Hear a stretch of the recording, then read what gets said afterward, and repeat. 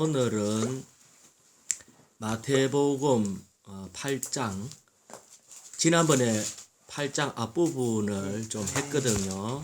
그래서 7장까지 이 왕국 헌법에 대해서 주님이 산 위에서 제자들을 모아놓고 왕국 백성은 이렇게 살아야 된다, 이런 걸 쭉 얘기를 해 주셨어요. 그리 하시고 난 뒤에 이제 산을 내려와 가지고 그분이 사역을 시작을 했죠. 내려와서 그때 주님이 하신 것은 이 왕국을 어떻게 이 땅에서 이루어내는가를 이렇게 교리적인 방면으로 쭉 이렇게 나타내 보이거든요. 사실은 이 우리가 마태, 마가, 누가, 요한 이렇게 사복음서가 있어요. 근데 사복음서 중에서 마태복음은 교리의 순서에 따라서 기록되어 있어요. 이 마가복음은 역사의 순서에 따라 기록되어 있어요. 요한복음도 어느 정도 역사의 순서에 따라서 기록되어 있어요. 그리고 누가복음은 그분의 도덕성, 인격의 어떠한 방면으로 써져가 있어요. 그러니까 한 면에는 이게 성경을 쓸 때에 어디에 초점을 놓고 쓰느냐가 있거든요. 그래서 어떨 때는 이 사복음서에서 보면 똑같은 사건을 어떤 때는 앞에 기록되어 있고 어떤 때는 뒤에 기록되어 있고 막 이래요. 그래서 마가복음은 역사적인 순서에 따라서 시간적인 개념에 따라서 써져가 있는데 마태복음은 교리에 따라서 써져가 있어요. 그래서 우리가 이걸 볼 때에는 항상 그것을 어느 정도 관념을 갖고 있으면 돼요. 그래서 이제 왕국 복음에 이게 왕국 헌법에 대해서 쭉 교통하시고 난 뒤에 그 다음에 교리에 따라 교리의 순서에 의하면은 이 땅에 와서 그분이 제일 먼저 하신 일이 뭔가, 그것이 마태복음 8장 2절이죠. 제일 처음 만난 사람이 누구를 만났죠? 나병 환자를 만났어요. 그것은 이스라엘 백성이 그 역으로 가득 찼다, 이 말입니다. 그러니까 순서가 항상 이스라엘 백성이 먼저예요. 그 다음에 나온 것이 백부장은 이방인이에요. 그래서 유대인에게 먼저 복음을 전하시고 그 다음에 이방인에게 복음을 전했는데 이방인의 대표가 백부장이었어요. 그러니까 이 교리의 순서에 따라서 기록됐기 때문에 이런 순서가 있습니다. 근데 8장 5절에 보면은 지난번에 교통을 했지만은 백부장의 종이 중풍병 걸렸죠. 그러면 중풍병은 뭐라고 했냐면은 지난번에 기능상실로 마음은 뻔한데 행동이 되지 않는 거. 사실 우리가 그렇거든요. 주님의 말씀을 듣고 할 때 나도 이렇게 살아야지, 이런 마음은 일어나는데 그래 살려고 할 때에 뭔가 한계점이 계속 부딪혀요. 그게 잘 안 돼. 이것은 기능상실적인 걸 얘기를 해요. 그런데 주님이 뭐라고 얘기하나 하면은 이 백부장한테 칭찬을 했어요. 그것이 8장 10절에 8장 10절 맨 마지막에 뭐라고 써놨어요? 그 어떤 사람에게도 이렇게 큰 믿음을 보지 못하였습니다. 이렇게 하면서 이 백부장 보고 믿음이 크다, 이것을 가지고 칭찬을 했어요. 그러면은 우리가 지금 기능 상실이 뭐 때문에 일어난다는 거예요? 그러면은 믿음이 없기 때문에, 아니면 믿음이 적어서 마음은 이래 있는데 그게 잘 안 믿어지는 거예요. 그래서 기능이 제대로 발휘되지 않아요. 믿음만이 분명하면은 우리의 행함이 아주 팍팍 바뀔 수가 있어요. 그래서 우리 주님은 뭐라고 얘기했냐면은 이 사람만큼 큰 믿음을 내가 보지 못했다라고 했는데, 그러면 이 백부장은 어떻게 해서 이렇게 믿음이 강하게 됐죠? 믿음이 크게 됐죠? 뭐 때문에? 백부장한테 백부장이 했는 말이 있어요. 뭐라고 얘기하니까 네 믿음이 참 좋다 이렇게 칭찬했거든. 우리도 만약에 이 부분에 대해서 분명하면은 믿음이 강해져요. 이 부분에서 분명하면은. 그게 뭐냐면은 8장 9절 한번 읽어볼까요? 나도 권위 아래에 있는 사람이고. 됐습니다. 백부장이 뭐를 봤어요? 권위를 봤어요. 우리는 왜 마음이 흔들리냐 하면은, 주님 말을 들을 때는 맞는갑다고 주여 아멘 할렐루야 당신을 이렇게 하겠습니다 해놔놓고 좀 이따가 딴 사람이 그러면 안 돼, 그러면 크게 실패할 수 있어 어쩌저쩌 이렇게 하면은 또 마음이 혹 해가지고 또 그 말 따라가거든요. 그러니까 마음이 항상 왔다리 갔다리 하니까 그걸 보고 믿음이 없는 자다. 그러니까 이것은 뭐냐? 믿음은 뭐하고 관계 있다고요? 권위를 보는 거하고 관계가 있습니다. 권위가, 주님께 권위가 있다는 것을 분명히 본다면은, 내가 제일 높은 사람 주님의 말씀만 딱 붙들면은 믿음이 강화됩니다. 그래서 요걸 딱 접어놓고 한 말씀을 읽겠습니다. 요 딱 접어놓고요. 계시록 4장 2절입니다. 요 접어놓고 계시록 맨 뒤에 계시록 4장 2절요. 자, 4장 2절. 자, 찾았습니까? 같이 읽어볼까요? 나는 적시 영안에 있었습니다. 보십시오. 우리는 봐야 됩니다. 한번 보십시오. 하늘에 한 보좌가 놓여 있었고 그 보좌에 한 분께서 앉아 계십니다. 자, 여기에 뭐를 봤어요? 보좌라 하는 거는 위치, 직위, 권위를 얘기합니다. 내가 왕이면은 왕의 보좌에 앉을 거 아니에요? 그런데 내가 어떤 높이의 보좌에 앉는가가 가장 중요해요. 그런데 여기에는 보좌가 어디에 놓여 있어요?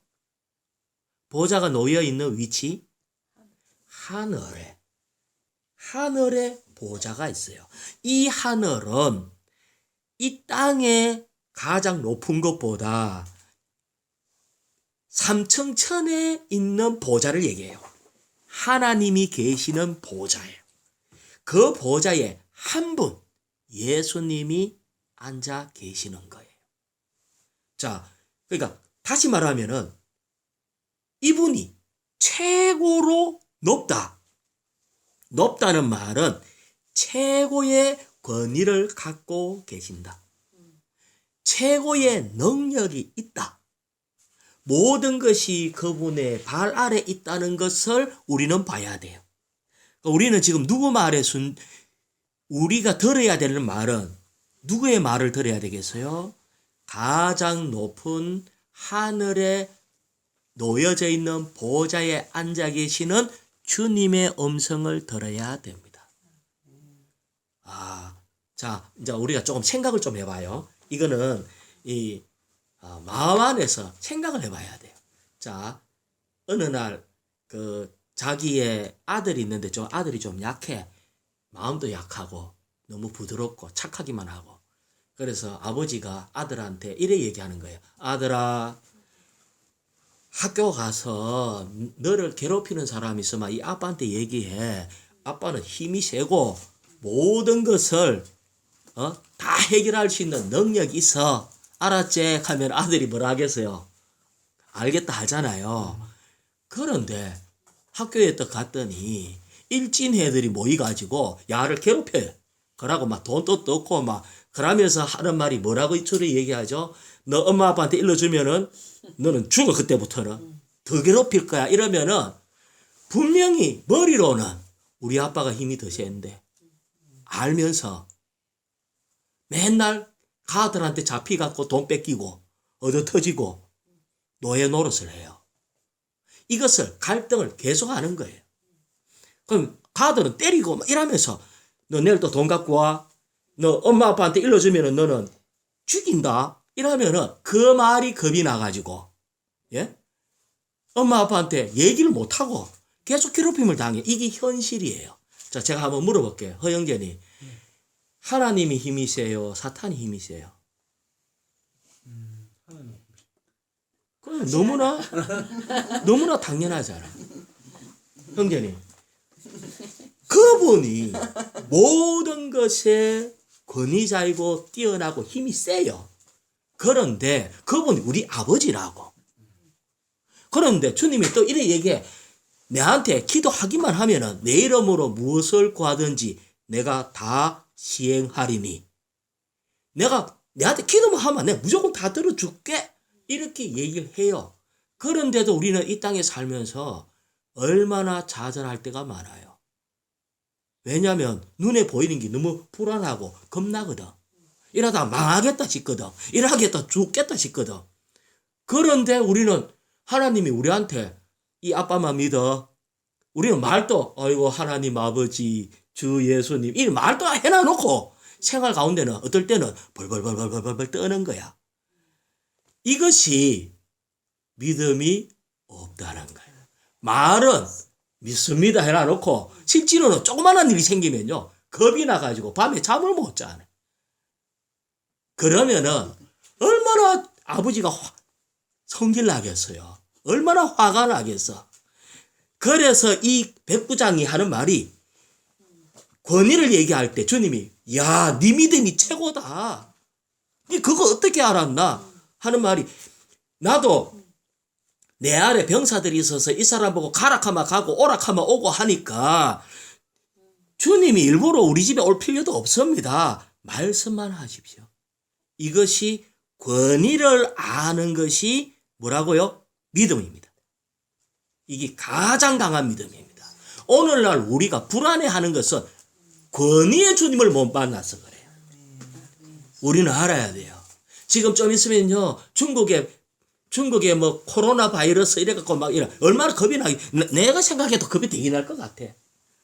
그런데 어떤 측면에서 우리는 모든 것 위에 가장 뛰어난 하늘 위에 보좌가 있는데 우리는 그 보좌를 붙잡는 순간 우리는 아무 문제가 없다. 자 그러면은 아니 그 멀리 왜 아빠한테 안 일러줘? 아빠가 항상 옆에 있으면 문제가 없는데 왜 아빠한테 얘기 안 하나? 아빠가 너무 멀리 있는 것 같고 이 친구들은 맨날 같이 붙어 있잖아. 그래서 겁을 내거든요. 그래서 한 군데 말씀 더 찾습니다. 계시록 5장 6절. 아까 그 뒤에 계시록 5장 6절. 우리는 이 부분에 있어서 좀 분명해야 될 것 같아요. 자, 계시록 5장 6절 같이 읽어볼까요?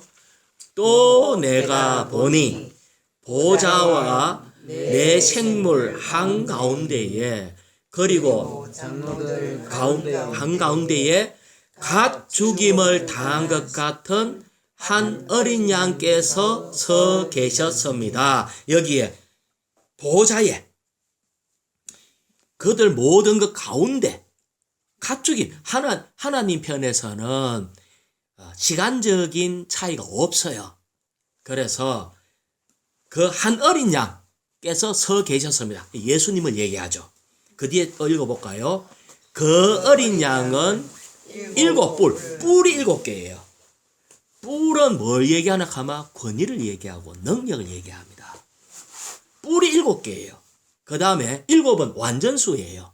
그러니까 그분의 권위와 능력이 완전해요.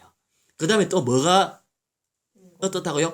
7 눈을 가졌어요. 눈은 보는 거잖아요. 근데 보는 게 7개예요. 7 눈. 완벽하게 모든 것을 꿰뚫어 볼 수 있습니다. 그분에게는 능력이 있을 뿐 아니라 완벽하게 꿰뚫어 볼 수 있는 눈을 가졌는데 그 다음에 이걸 설명해요. 이게 뭐죠? 이것을 설명하는 거예요. 이것은 온 땅에 보내어진 하나님의 7 영입니다. 자, 그분의 눈이 7개인데 이 7 눈, 7 뿔이 뭐냐? 7 영이라는 거예요. 근데 7 영이 뭐라고요? 온 땅에, 이 땅에 다 보내졌어요. 아까 7이라는 숫자는 완전수라 했잖아요. 그래서 하나님의 영이 이 땅에 있는 일어나는 구석구석에 있는 모든 것을 보고 그 보는 것을 일곱 눈이니까 통찰력 있게 보는 거예요. 자, 다시 얘기해 볼게요. 우리는 지금 이 시대가 마지막 시대가 돼서 그런지 막 갑자기 일이 엄청나게 많이 터져요. 뭐 이란에서 뭐 총사령관이 뭐 이래갖고 미국에서 죽였잖아, 그죠? 그러니까 또 그래가 막 미국에 대해서 막 반미가 막 일어났을 때에 비행기가 갑자기 폭파돼갖고 완전히 싹 사라져 버렸어, 그 얘기가. 그러다가 필리핀에서는 타알라산에 옛날 우리가 살던 데가 그 타알라산 바로 밑에 동네 우리가 살고 있었어요. 그래서 화산이 폭발해가지고 완전히 화산재가 막 덮어갖고 사람들이 놀래가 막 화산 얘기를 막 하고 있고 호주에는요 지금 몇 달 동안 불이 안 꺼지는 우리나라 땅보다 더 넓은 땅이 불이 다 타버렸어. 이거는 말이 안 돼요. 뿐만 아니라 지금 중국은요 신종 코로나 바이러스 해가지고 이것이 워낙 강하기 때문에 이 앞에 있는 모든 거 뭐 필리핀 화산이고 호주에 뭐 이거 다 덮어버리고 자 지금 갑자기 많은 일이 일어나서 하지만 우리가 그걸 뭘 봐야 된다고요? 하나님은 이 모든 거를 다 꿰뚫어 보고 계실 뿐 아니라 그분은 이 모든 것에 대해서 능력이 있을 뿐 아니라 이 모든 것이 그분의 보좌에서 집행하고 있다는 거예요. 우리는 사람이 앉고 일어서는 것도 주님이 다 알고 있어요. 그거는 일곱 영이 그 일곱 눈이 보내심을 받아가지고 일곱 눈이 이렇게 일곱 영으로 인해서 우리에 대해서 다 알고 있다는 거예요. 그러기 때문에 우리는 이런 고백을 해야 돼요. 한번 이 백부장과 같은 믿음이 필요해요. 백부장과 같은 이 믿음이 얼마나 중요한지 그럴 때에 주님이 큰 믿음이라 해서 우리는 이 믿음을 가져야지 한다고 잘 안 돼. 그래서 한 말씀 이렇게 한번 따라해봐요.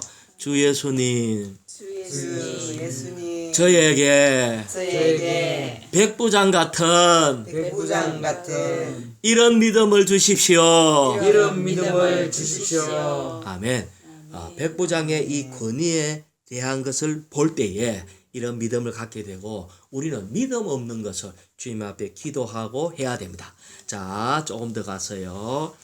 그럴 때에 그 다음에 이제 8장 14절에 보면은 베드로 집에 들어가 가지고 장모가 뭔가에 열을 막 내고 있는 이 베드로 장모의 열병 앓는 것을 보고 이렇게 치료를 하는 게 있죠. 그 다음에 8장 16절 이제 날이 저물 때에라고 시작을 했잖아요. 여기에 8장 16절에 날이 저물 때라는 것은 맨 천년 왕국 시대 중에서 지금 이 시대 예창조의 마지막 때를 얘기합니다. 지금 또 예창조의 마지막 때예요. 말세는 예수님 오시고부터 말세예요. 회개하라 천국이 가까이 왔느니라 이럴 때부터 말세였어요. 지금은 그 중에서도 막바지 지금 이제 끝날 때가 다 돼.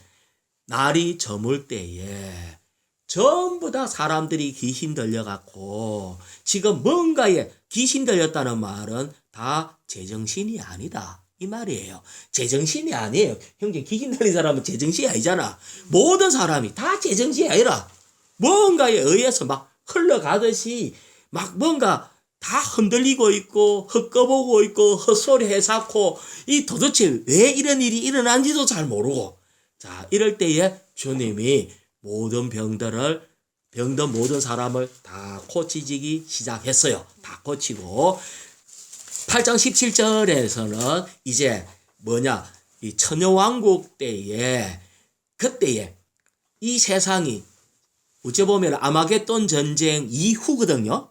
아마겟돈 전쟁으로 이 땅이 전부 다 황폐해졌어요.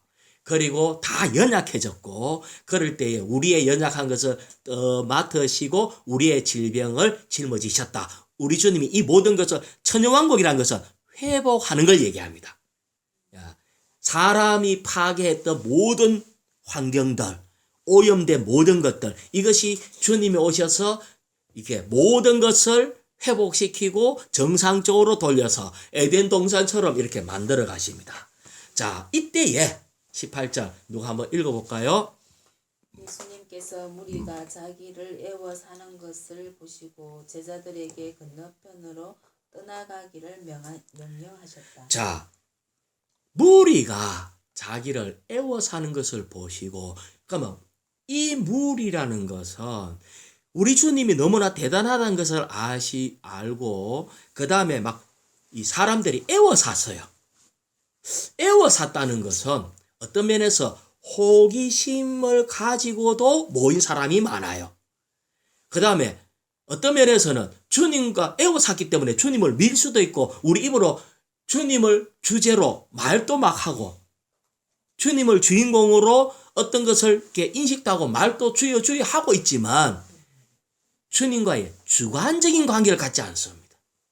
우리는 오늘날 믿음 생활하는 사람들이 보통 때 아이고 예수님 어이구 주여 주여 이렇게 그냥 습관적으로 이렇게 한다 할지라도 주님과의 주관적인 관계를 갖지 않는 많은 사람이 있다는 거예요.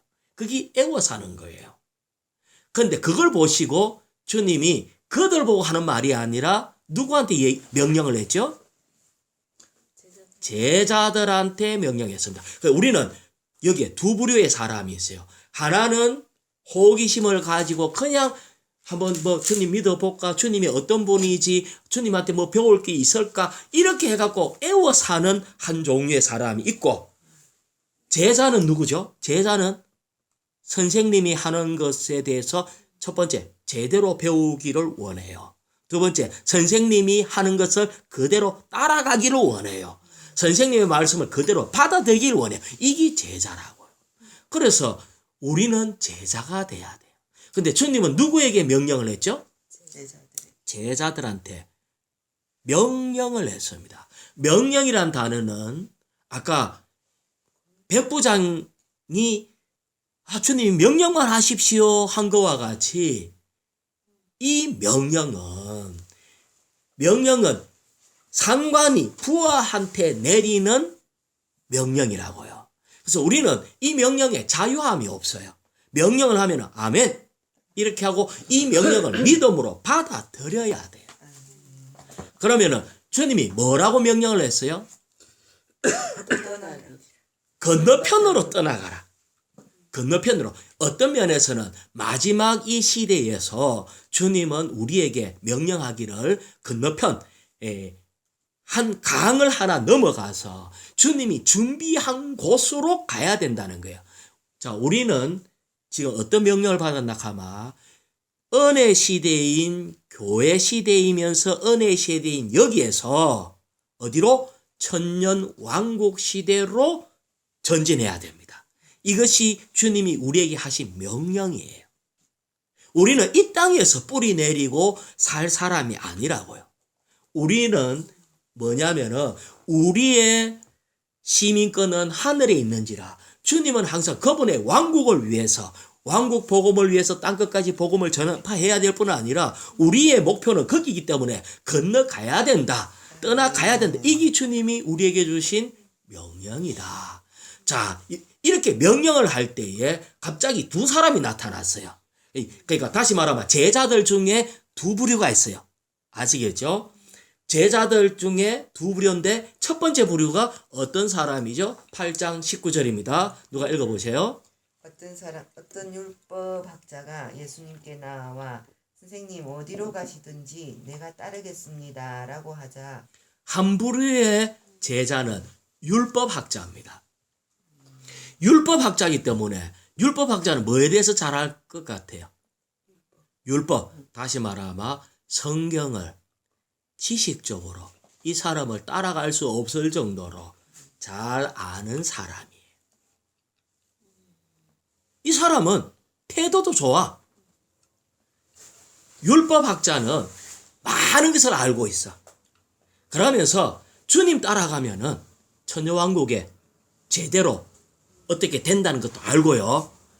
앞으로 나에게 어떤 영광이 올 거라는 것을 다 알고 있어. 그래서 나는 주님을 따라가야지 마음 먹고 주님 어디로 가시든지 다 따라갈게요 이렇게 했어요. 자, 그런데 우리 주님을 알아야 됩니다. 우리 주님은 그 사람의 겉모습만 아는 게 아니라 그 사람의 속도 알아요. 그래서 따라가겠습니다 할 때 주님이 뭐라고 하느냐는 그 사람의 본질을 얘기합니다. 자, 그 사람이 율법학자가 어떤 사람인가를 20절에서 읽어볼 수가 있어요. 자, 우리 박영재님 20절 좀 크게 읽어보이소. 예수님께서 말씀하셨다. 여우도 뿔이 있고 하늘의 새도 둥지가 있으나 사람의 아들은 머리 둘 곳이 없습니다. 자, 주님이 이렇게 얘기했어요. 아까 조금 전에 얘기했잖아요. 주님은 질문하는 사람이 어떠냐에 따라서 대답이 달라요. 질문하는 사람이 어린아이처럼 순수하면 주님은 순수하게 대답을 해요. 율법학자가 얘기할 때 주님은 율법학자를 알고 있기 때문에 여우도 굴이 있고 하늘의 새도 둥지가 있는데 사람의 아들인 나는 머리 둘 곳이 없습니다. 이 말은 도대체 뭐 하라는 말이에요? 어떻다는 말이에요? 내 따라 올라가마 대가를 지불해야 된다. 다시 말하면 고생이다. 이 말이에요. 왜? 머리 둘 것도 없다. 이 말은 나는 편안하지도 못해요. 편안하게 잠도 잘 수 여우하고 새보다도 나는 못하다. 이거를 얘기하는 거예요. 그러면은 율법학자는 머리로는 이 모든 걸 알아도 대가 지불하는 것을 두려워해서 결국은 안 따라갑니다. 우리는 알아야 돼요. 마음은 주님 따라가겠습니다 해놔놓고 자 우리 내일 복음 좀 받아 갑시다 이러면은 막 깨가 살라는 기라. 자 우리 뭐 합니다 뭐 합시다 하면은 막 깨가 살라. 이 말은 우리는 우리 주님은 믿음 큰 거를 아까 누구를 빗대서 믿음이 가장 크다 했죠? 백부장. 권위를 알고 절대적으로 명령에 따르는 사람을 믿음이 가장 크다 이렇게 얘기했는데 그 말을 듣고도 주님이 아까 명령했잖아요. 길 건너로 가라고 명령했으니까 우리는 명령을 받으면 무조건 가야 돼. 근데 어떤 사람은 가겠습니다 해놔놓고 할 때에 주님이 얘기하는 거야. 너 각오해라. 내 따라오면은 즐겁고 편안하고 안락하고 편한 길 가는 게 아니다. 고생할 준비해라. 이렇게 얘기하는 거예요. 그래서 이 사람 안 따라간 거예요. 21절 우리 허영재님 크게요. 또 제자 중 한 사람이 주님 내가 먼저 가서 아버지를 장사하도록 허락해 주십시오 라고 하니 자 이거 역시 우리 주님이 이 사람을 알고 이 질문을 받았어요. 그러니까 제자 중에 한 사람이 아이고 우리 아버지가 돌아가셔서 이거 돌아가시는 거 내가 시간 조금만 주면은 장사 지내고 내가 따라가고 싶은데 시간 조금만 주세요. 내가 진짜 같이 가고 싶은데 이거는 처리해야 안 되겠습니까? 이렇게 할 때 주님은 그 사람을 알고 있어요. 이 사람은 진짜 절대적으로 나를 따라가고 싶은데 이렇구나 하는 걸 알 때에 주님이 22절 말씀하셨거든요. 제가 읽어볼게요. 예수님께서 그대는 나를 따라오십시오. 죽은 사람이 자기네의 죽은 사람을 장사하도록 하십시오라고 하셨다. 다시 말하면은 영적으로 죽은 사람이 자기네의 육체적으로 죽은 사람을 장사하도록 하고 당신은 그거 안 해도 된다. 우리는 자 생각해 보세요. 내가 아버지가 돌아가셔갖고 장사해야 되는데 장사 안 지내고 가면은 불효자라든지 책임 회피한다든지 이런 생각이 좀 들잖아요. 그런데 주님은 괜찮다. 이 말은 주님이 우리의 부족과 이런 것에 대해서 격려하는 겁니다. 격려하는 거예요. 괜찮다. 너 좀 못해도 상관없다. 그냥 따라온다. 그래서 우리는 어떤 면에서는 머리로 잘 아는 것보다도 좀 뭔가 부족하지만 절대적인 마음을 갖고 따르고자 하는 그것이 너무나 중요한 것 같아요.